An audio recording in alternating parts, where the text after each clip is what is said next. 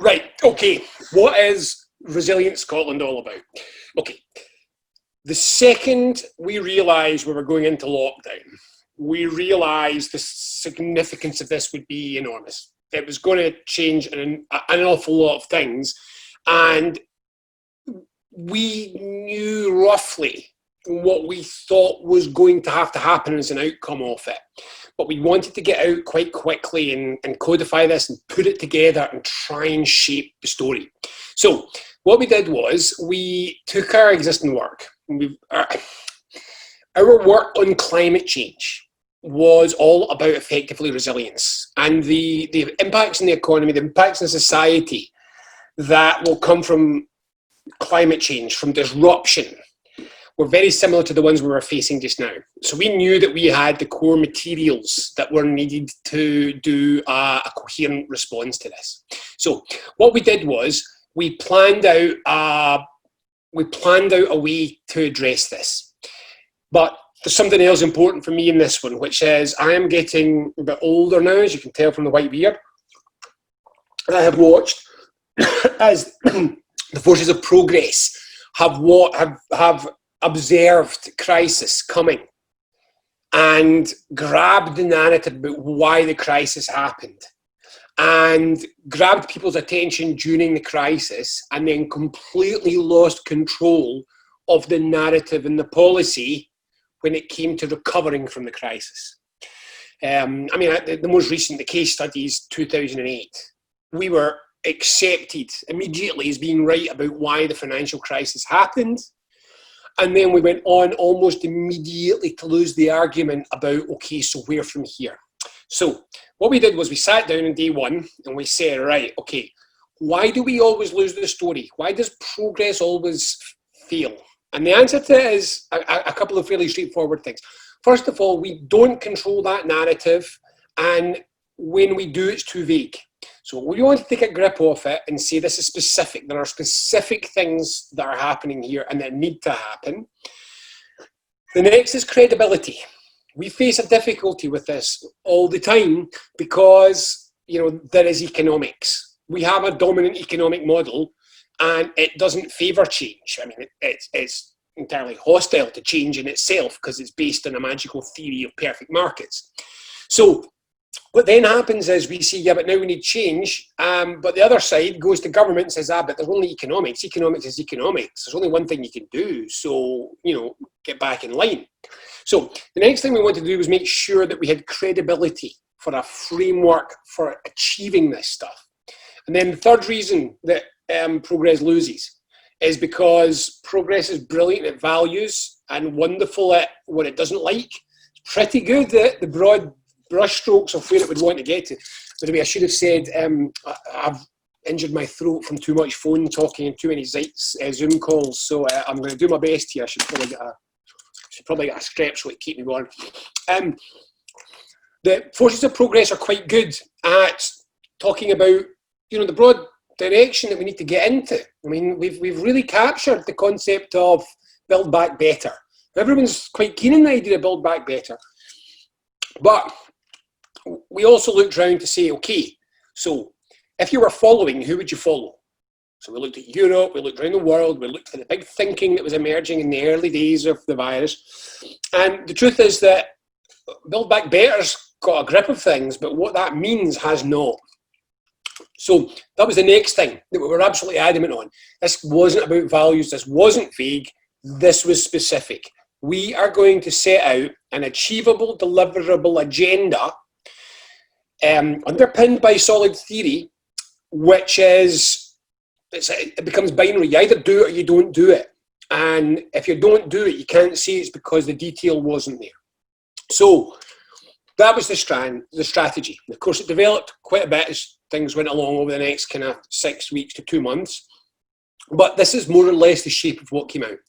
First of all, get a grip of the economic argument just for once. So what we did with that was we created resilience economics. This was heavily based on a paper we'd already done about different economic frameworks. But all we really did was we pulled together quite a wide range of the alternative economic theories, which they're basically standard now. These are not wild, radical theories. Foundational economics and entrepreneurial state and local wealth building, these aren't things without precedent, things that aren't recognised. So we took all of these, we put them together, and in particular, we tried to explain what the meaning of resilience here was. So resilience means when crisis comes, you don't fall over. When crisis isn't here, people are enabled to have strong, positive, good lives. When it comes, those lives are protected. And what we tried to explain was the reasons for lack of resilience.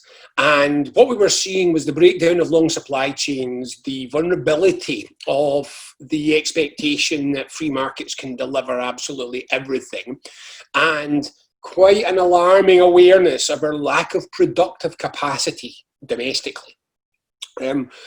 We pointed out that high levels of debt in the economy is what causes businesses to fall over. I'm still adamant that the thing that's destroying our economy is not so much the virus as the debt burden of the financial services industries have placed on businesses. If it wasn't for the debt burden, you could mothball restaurants. You could mothball them. The assets would still be there. The customers would still be there when it was okay to open again. But you can't do that if they're laden with debt and they're bogged down with high commercial property prices. It's the financialization of the economy. It's the sheer volume that's gambled in markets. And if you look at the scale of quantitative easing this time around, it is unbelievable. The whole stock market has been, basically it's been artificially kept as if it looks alive by massive injections of money. That's not resilient. You can't keep doing that. This can't keep happening. We can't be doing $1 trillion bailouts every 10 years. So what we were trying to do is grab this concept of resilience, and we explained the set of economic policies which make that more resilient. So you can read that. It all makes perfect sense. A lot of it will be fairly familiar to you. Some of it might not, but the arguments, the construction of the argument. There's another thing at this point I think I want to say, which is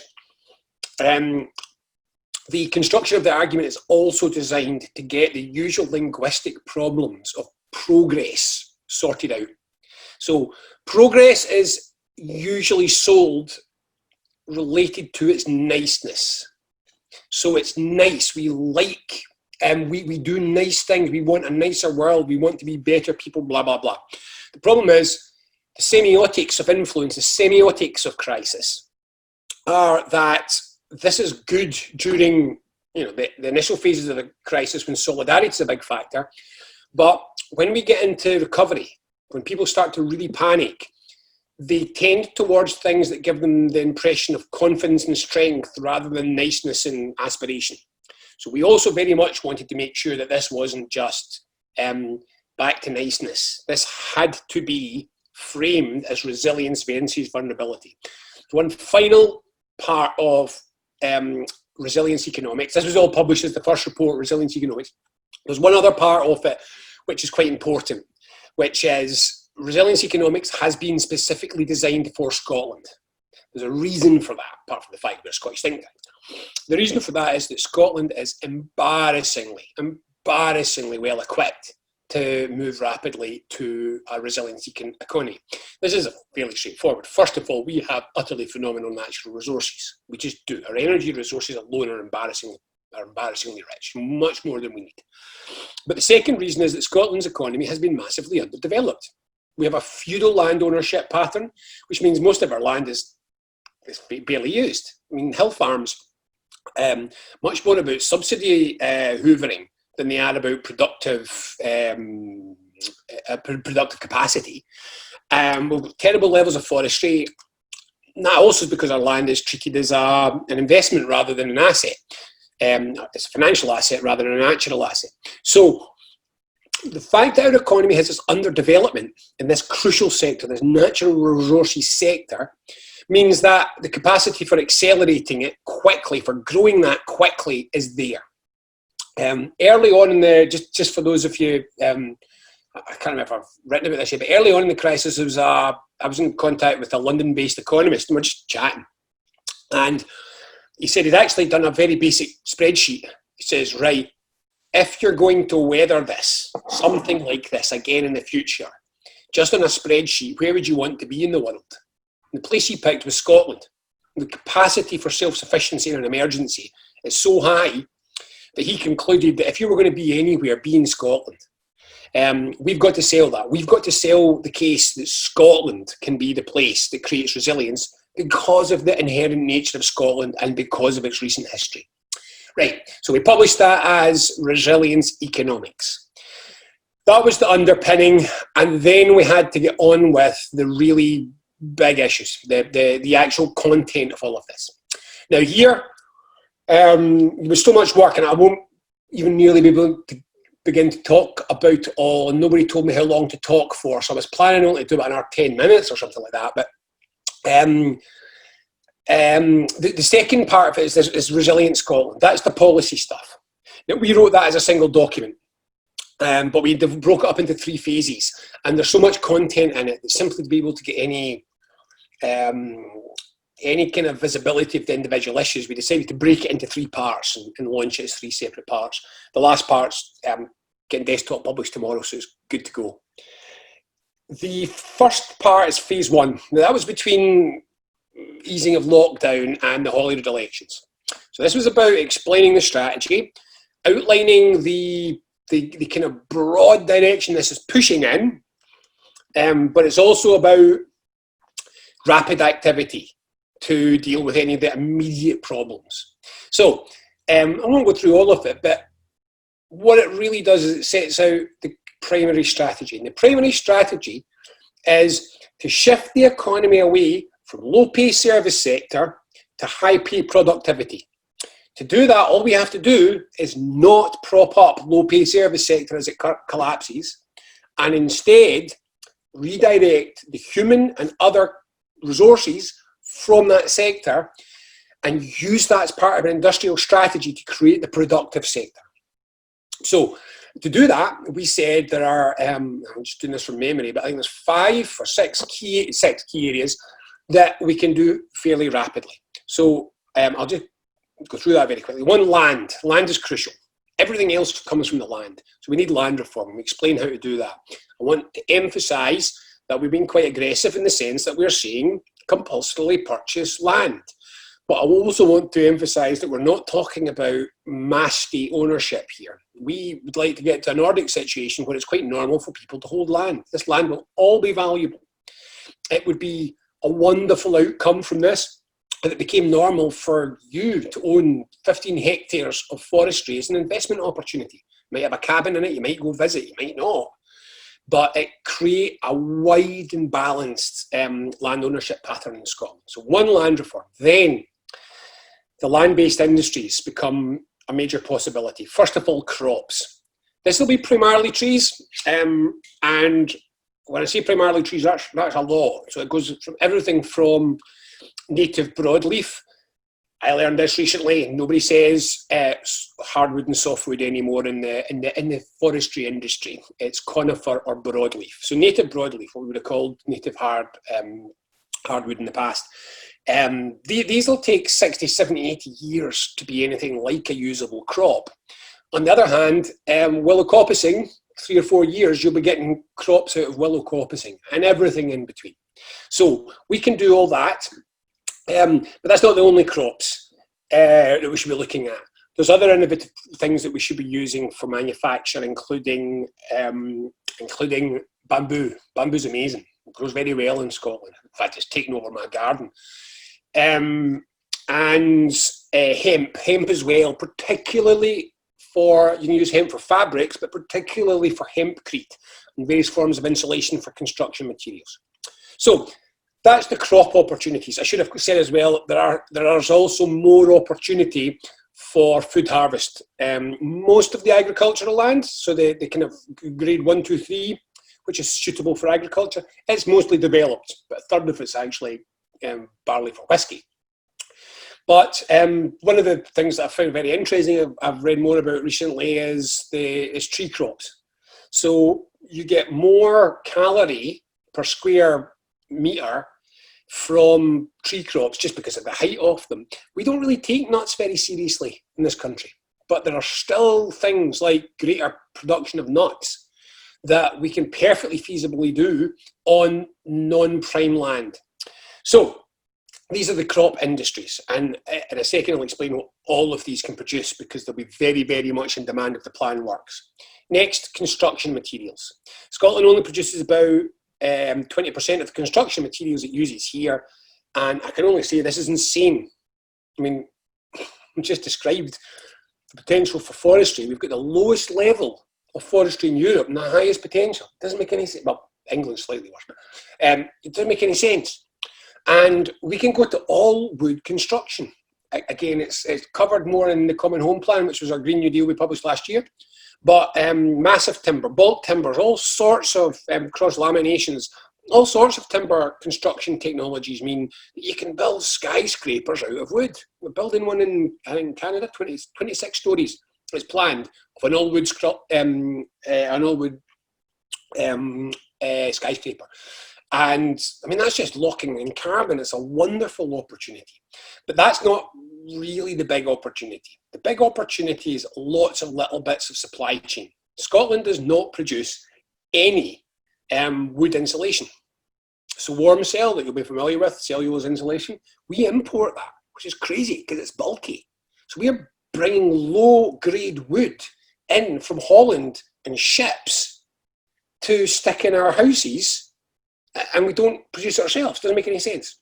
We could very quickly create an insulation industry. All sorts of timber industries are available in that, and all sorts of construction materials are capable of production here, again, once again, including hempcrete. Simply shifting from 20% to 80% of our materials being produced here would create an enormous economic growth, an enormous number of jobs. It's a really big opportunity. And if I get a chance, I'll explain how we nail that home in the later phases. I better pick it up a wee bit. I've just noticed how long I've been talking. Right, so of course, energy. Energy is just another land-based industry for us, but it's enormous. And it's solar thermal, it's electricity generation. We don't even have to touch tidal, subsea energy to completely decarbonise Scotland. So we need to get that energy. But for the love of God, SNP, will you get a grip of your leadership? We can't conceivably think of doing this in Scotland yet again by just handing the rights over to foreign multinational companies and capturing no manufacturing. Simply doing this ourselves, setting up a national energy company and developing the land, the energy ourselves, means we can choose where it's manufactured and pay a 10% premium, manufacture it here. The job production is enormous. And just to tie things up, I have checked, you can make advanced wood wind turbines if you want, but always think about it. So that's energy. Housing. This is big and this is really important. We have both a housing crisis and we've got an economic crisis, and we've got this massive resource capacity. We published a paper during lockdown just to show that it's possible to build unlimited public rental housing without subsidy in Scotland. So if you use land value capture, you use long-term borrowing through the Scottish National Investment Bank. If you do this, you can, and adding maintenance money, all the stuff that you need to do, you can bring the rent, heating and maintenance cost of a three-bedroom house down from its current average of about £1,400 to about £820 without subsidy. We can build as many public rental houses as there are people who want to live in one. And I very specifically don't say social housing.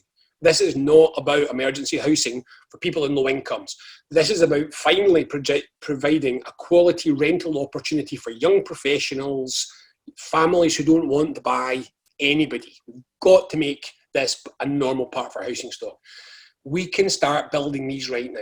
And the crucial thing in the plan is nothing is done for its own sake. We build these houses, but we build them through small, local, medium-sized builders. And we do this for a reason. Apart from the local wealth building benefit to this, we use this as an opportunity to support them. We say, we're going to give you 5 years, 10 years of regular contracts for public rental house building, we want you to adapt your business to an Austrian-style, off-site, prefab house factory using only Scottish wood. So we use this as a transformation opportunity. I then want to talk about, just very briefly, the design, engineering. There's all sorts of additional things that come along with this, but I want to talk very briefly about light manufacture. So how are we going to support all of this? Because the other key thing is, we decided early on that we just don't think there's the capacity for throwing public money at this. Scotland can borrow, but not much. So lift the borrowing cap, right? Well, we say you should, but even if you lift the borrowing cap, we've got a situation where if you go Keynesian, you borrow, you invest it in the economy, and the economy creates, it stimulates the economy and creates tax growth. We don't get the tax growth. A lot of it goes to the UK. What that means is we can fund this kind of Keynesian development. We can even, it can even work. It can grow the economy in that way. But we can't pay it off because we don't get the financial benefit, or rather the Scottish government does not get the financial benefit to pay it off. So we try to do this without subsidies. So what we're saying is use things that return money. So all the examples I've given so far, they're all 100% profit returning. Energy, housing, land-based industries and materials. You just have to invest to make them happen, but you just have to do it in a commercial loan because they'll pay the money back. The other one that we are proposing is light manufacture. So the Scottish Government spends a lot of money, well over £10 billion a year, on goods and services. We should start to encourage much more of these to be manufactured in Scotland. So one of the other outcomes of tree crops is cellulose. And cellulose is the core ingredient of bioplastics. That's a bioplastic. This was printed by my head of policy in his house in a 3D printer. This is all bioplastic. It's entirely biodegradable. You can compost this, but you can't break it. Anything that the Scottish Government buys from plastic, imported plastic, we should be looking to replace with ethically produced domestic bioplastics. That's just one example to give you the kinds of light manufacturing that can spring up all over Scotland if we support it. Right, quickly. How? One, Scottish National Investment Bank. Don't let them tell you that you can get borrowing from commercial banks. You can. It never goes well for people.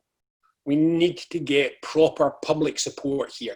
And every time I hear things like the Economic Recovery Group says, yeah, we want foreign direct investment. Oh, Jesus wept. But yeah, I want foreign investment. It's the D bit. It's not the direct I want.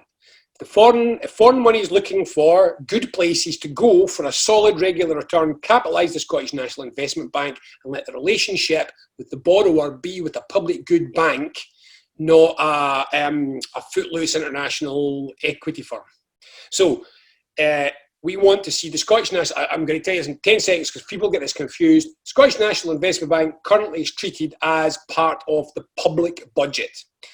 What we are saying is it needs the same Treasury dispensation that the Royal Bank of Scotland gets to be not considered in that way. As soon as that happens, it can capitalise. That means it can also start investing to the public sector. So at the moment, it can't fund public infrastructure. We want that to happen. So first of all, we drive this through the Scottish National Investment Bank.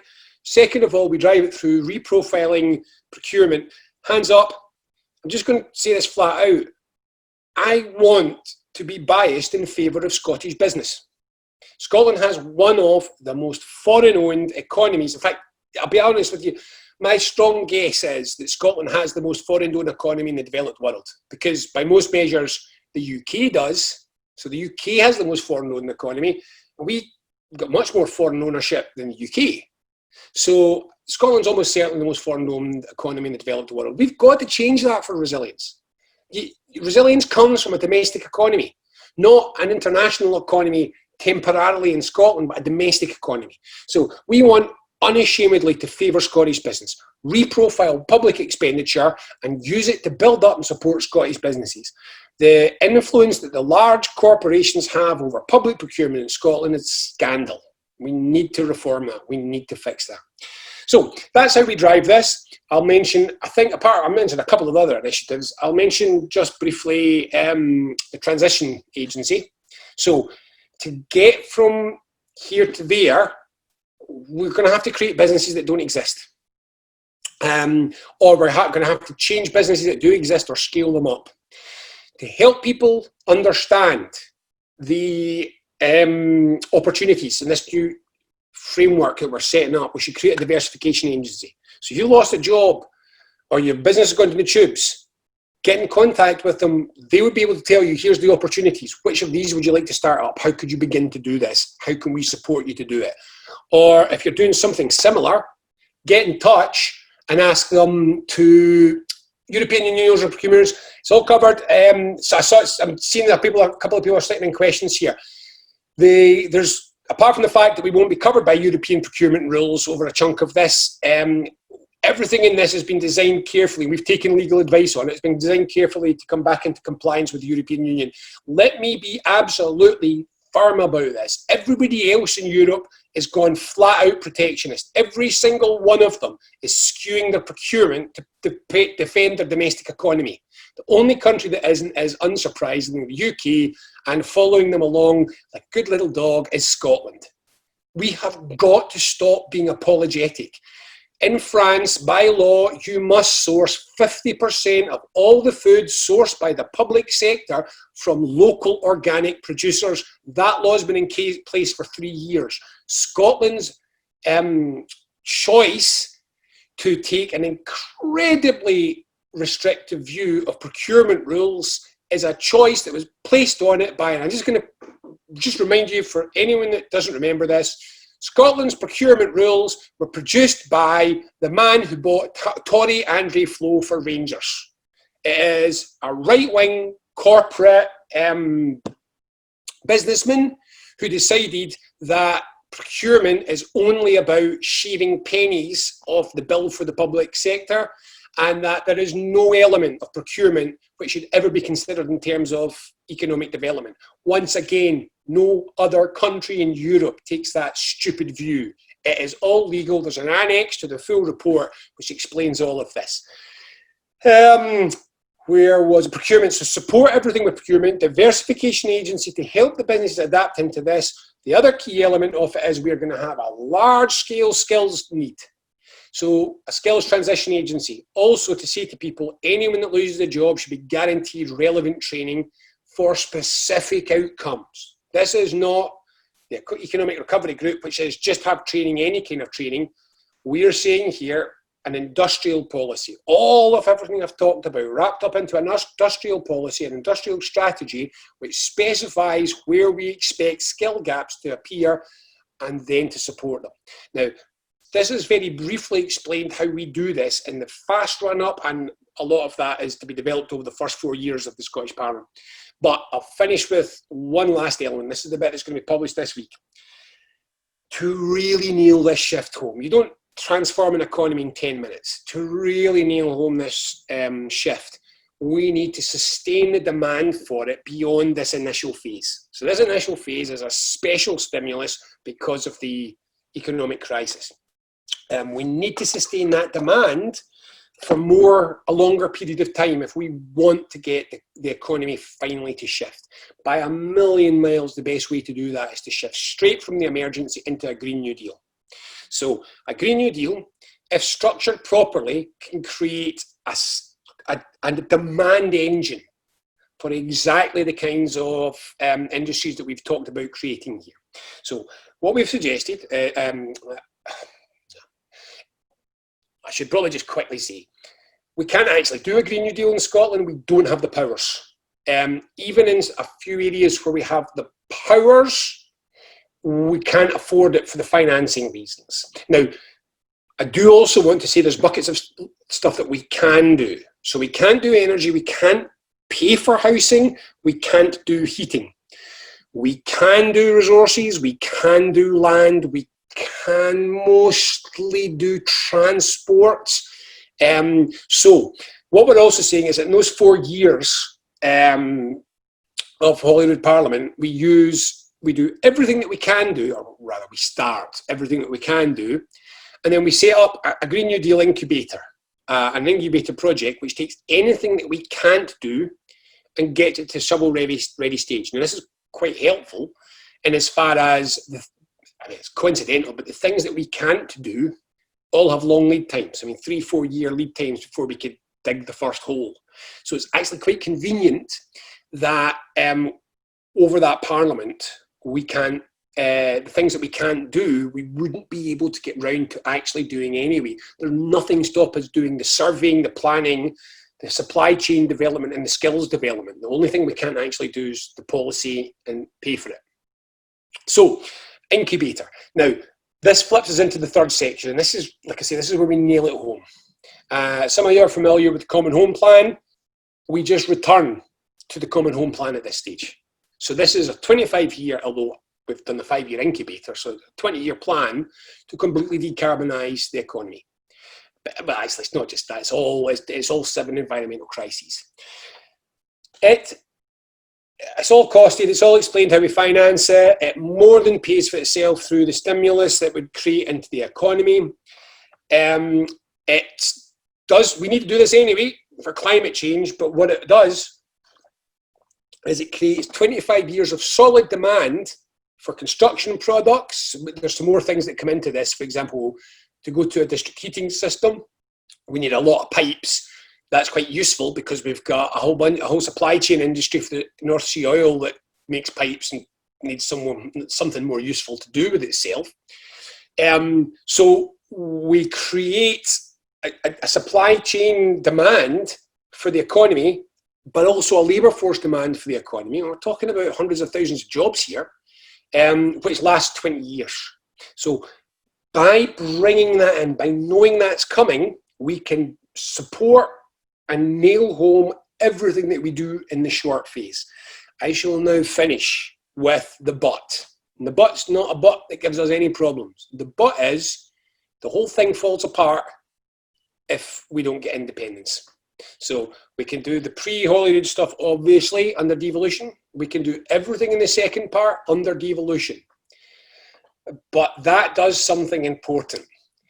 It stretches us right up to, and just a tweak over, the boundaries of the powers of devolution. We have done what the unionists always ask us to do, which is use devolution's powers before we ask for any more. It creates the kind of change, the kind of recovery from a crisis that everybody wants to see. It's jobs, it's training, it's business opportunities, it's the sense that we've got a clue. It does all of these things. It makes people reliant on, wanting this next change. If you've gone through a 2-year apprenticeship to be ready to be part of the large workforce retrofitting houses to get their thermal efficiency up, and moving forward is contingent on independence, it's a strong case to be made during an independence referendum. So what we're saying is this not only gives us a really strong case for Scottish independence, and I really want to emphasise here, the evidence is already showing that the Brexit-based, cause for independence is really fading. If you look at how many people say my reason for independence is Brexit, it's dropped a lot. So we can't just keep hammering that forever. Always be part of it, but it can't just be the only thing we keep saying. We need to say that this is the moment when Scotland has chosen to be different. We've started a process of revamping our economy. You can see the impacts. You can see the changes around us now. We have taken this as far as we can go. Nobody can say we didn't try to use the powers of independence, of devolution to its full, but we've hit the wall, and now we have to make a choice. We have a referendum and we vote for independence, in which case we can pursue the rest of this course with absolute confidence and with real speed. Or we vote no, and we have to chuck the whole thing in and return to Westminster's whatever shit show is going on there. That's it. That's the options. We go off on our own with new powers and we do this thing, or we crawl back to Boris in 2024, 25, when we've really hit the limit of what we can do. We think that's a really strong, a really impactful case, which will persuade a lot of people on independence. So what we've put in it is that there should be a commission set up to produce a full and detailed plan for independence, to put that before Scotland, not in a referendum, not later than year 3, and to win it this time. Year 3, that turns into 2024. I'll just address that last, which is, but does it not need to be quicker? I had an email from one of my lovely contacts, guy I met during Indonesia. He's really nice. He's an older businessman. And he emailed me to say, could it not be faster? Could it not be faster? To which I'll say, I replied. I really like him. We had a long chat. I replied, but I'd show him, I kind of went back and I said, do you know how many times you've asked me that question? You asked me it in 2016. You asked me it again in 2017. You asked me it in 2019. You asked me it again this year. You keep asking me, is a referendum possible in the next 6 months, in the next 12 months? I keep answering the same thing every time. Everything's possible. It doesn't look that likely, but you have to make it happen, and the things that you would need to do to make it happen aren't happening. I'm saying the same again now. Is a referendum in 21 possible? I don't think so. Certainly not I ran through the time, and certainly not pre-Scottish elections. Is a referendum straight afterwards possible? Yeah, but we haven't done the preparatory work. Is 22 possible? Yes, but we need to start getting our fingers out if we're serious about that, because it's not just building up the case, it's not just building up campaign capacity. We've got to put the pressure on Westminster to force them to give us a Section 30 order. We've got to come up with a very good plan for what we're going to do otherwise. So, could it be faster? Yes. Will it be faster? I don't know. That's why we said not later than. So that gives a backstop deadline. No more prevarication. We have got to get a plan to be ready to go by then, or we are going to find ourselves in increasing trouble in a UK which is very clearly going off the rails.